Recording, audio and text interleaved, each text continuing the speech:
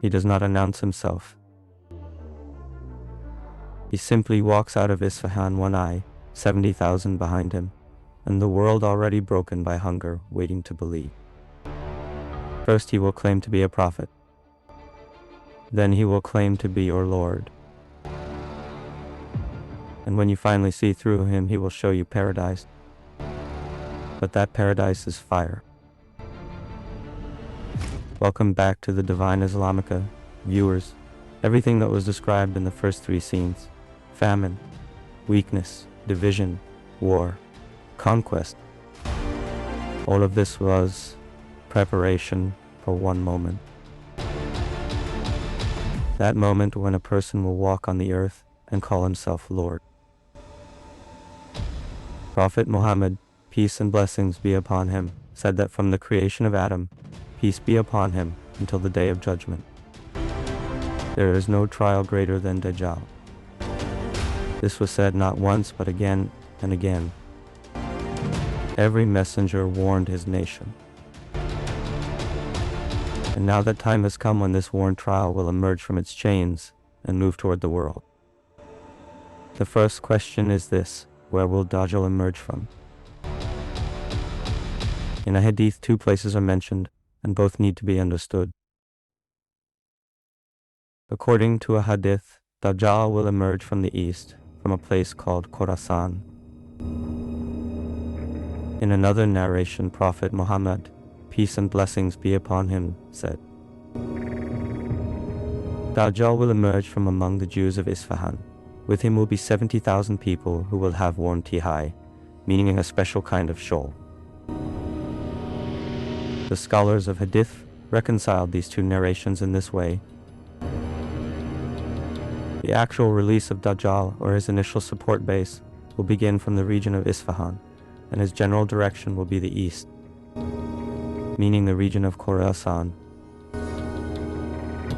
These two are not contradictory to each other, rather they are part of one geography. The first people who will be with Dajjal will be 70,000 Jews of Isfahan.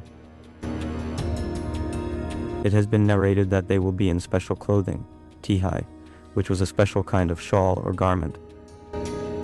This is an extremely important point.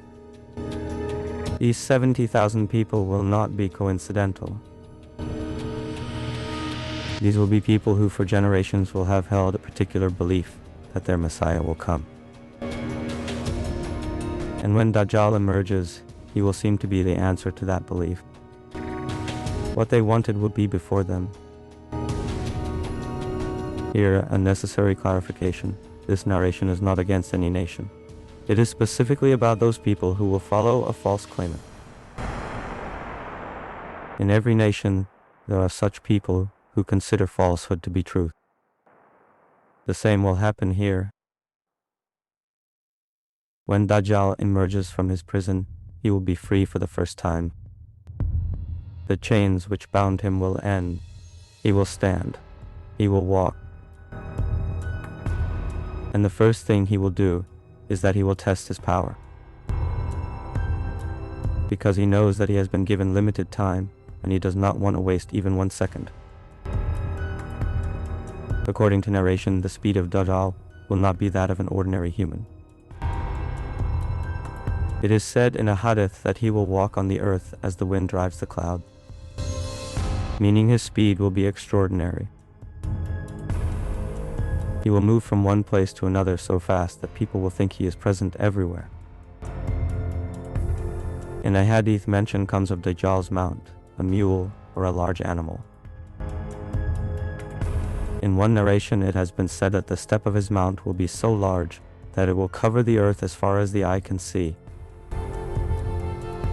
In the explanation of this narration, the scholars have taken different approaches. Some have taken it literally. Some have said it describes his extraordinary speed. But the result is the same. He will not walk on the earth like any ordinary human.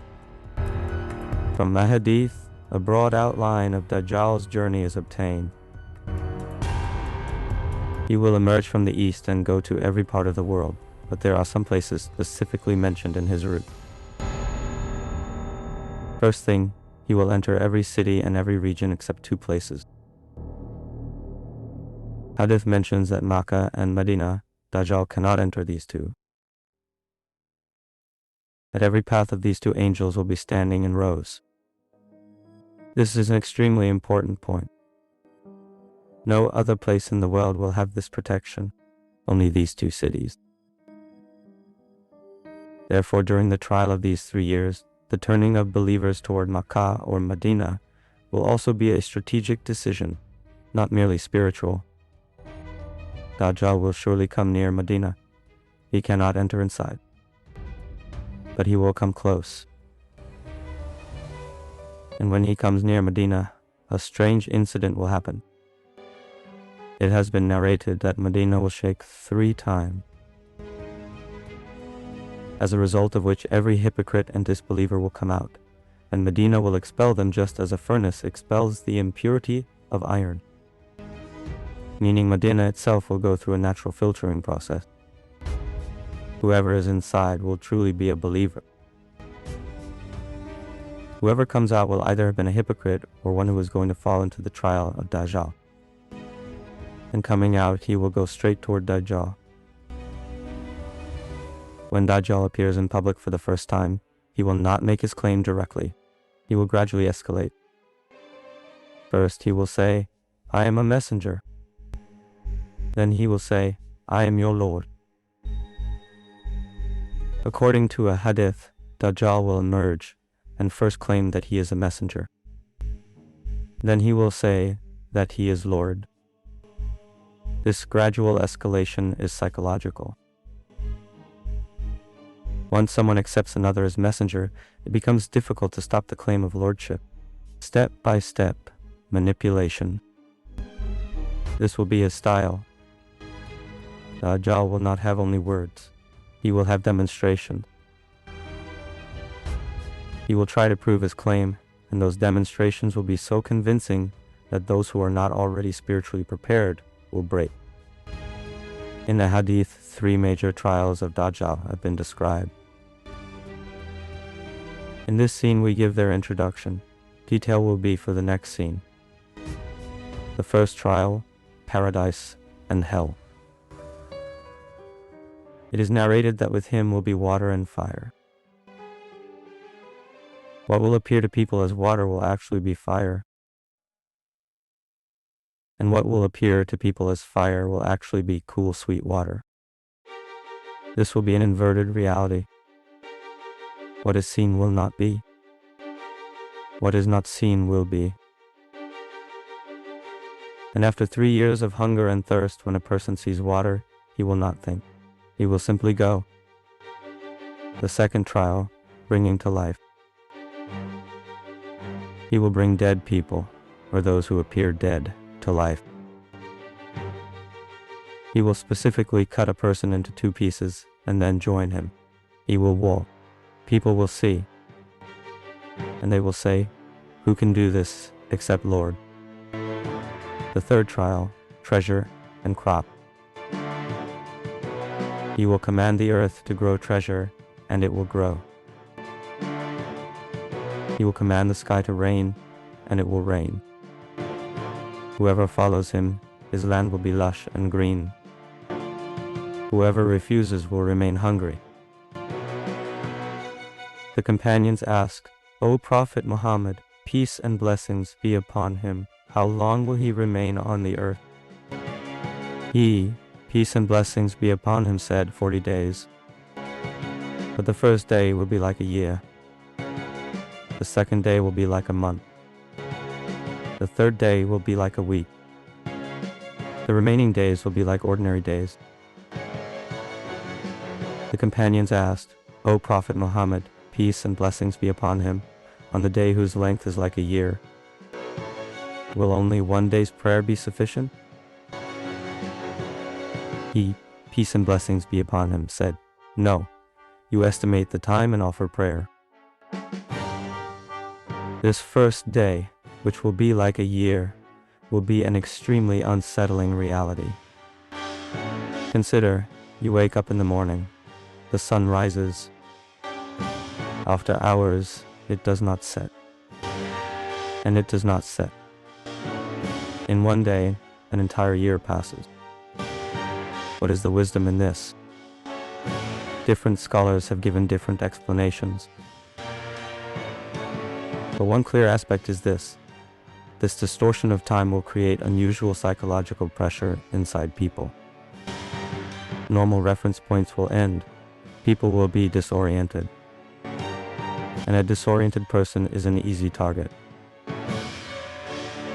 In this entire spreading trial, one thing will be clear: Makkah and Madinah will be safe zones.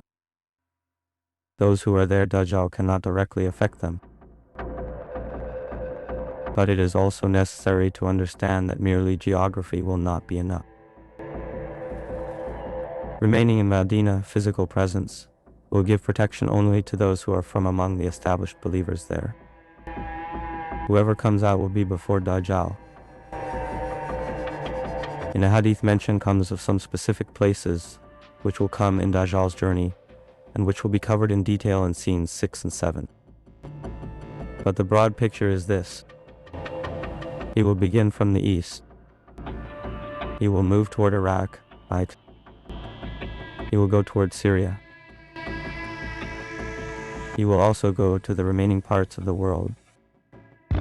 And finally, he will come toward Damascus. Because in Damascus there will be those who will not fall into his hands. Imam Mahdi and the remaining believers. And he will want to besiege them.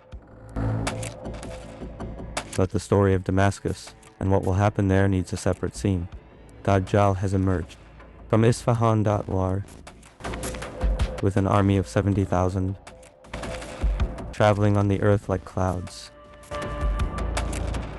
The sky and earth obey his command by the permission of Allah. He is gradually escalating his claim from messenger to Lord. The world broken in 3 years of hunger is before him. And he knows this is his time. But in these 40 days, he cannot do everything he wants. There are some places which are closed for him. There are some people who will not bow before him. There will be some incident which will falsify his greatest claim, I am Lord, at the hands of an ordinary human being. And then a person will appear whose very sight will cause Dajjal to begin melting like salt in water. But first, the complete picture of Dajjal's trial, his 40-day world, his paradise, his hell, his city-to-city journey, and that one believer who will stand alone and say, "You are lying." If you want every sign of the hour, every authentic hadith, and every event of the end times delivered the right way, from the right sources, subscribe to Divine Islamica and hit the bell. What is coming next will change how you see everything.